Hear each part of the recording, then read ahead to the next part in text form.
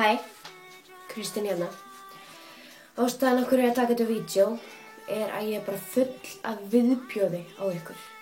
Þið ofnotið hugtakið Facebook-fíkill.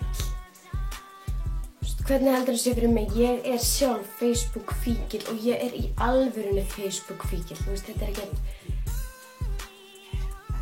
Ok, mín fíkn, ef ég á að segja ykkur það, ég þarf að fá mig kikk á nóttunni. Þegar makinn sofandi og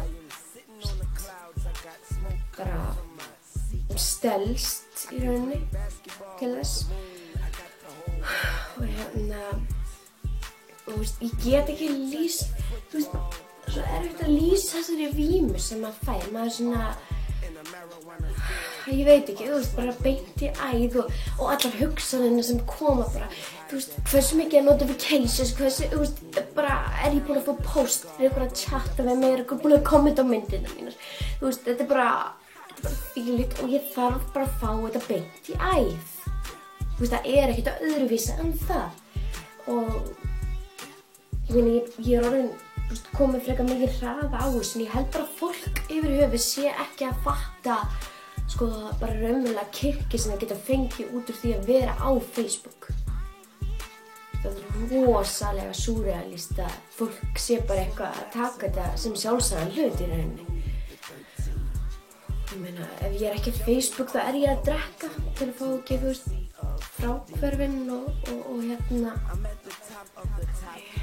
bara, það alveg viðbjóður að vera fastur í þessu, skilur.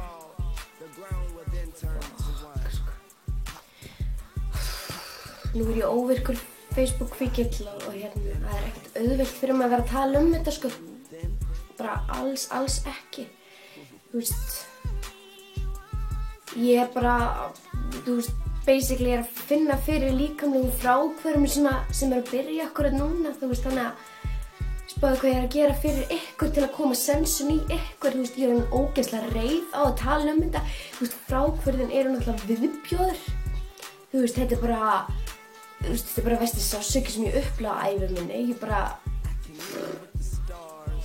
mér langar ekki eins og að tala þetta, þennan sársauka,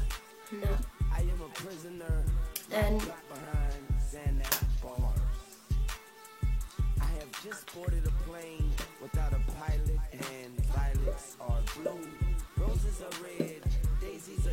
hver tala við mig núna? Hver var að senda fyrir notification? Ég veit ekki, ég óvirk. Ég ætla á Facebook. Nei, ég ætla að kíkja á e-mailið mitt. Það ekki mér að kenna þótt að Facebook poppi upp á e-mailinu mínu, Ég stjórna því, ég hlýta með að kíkja á e-mailið mitt,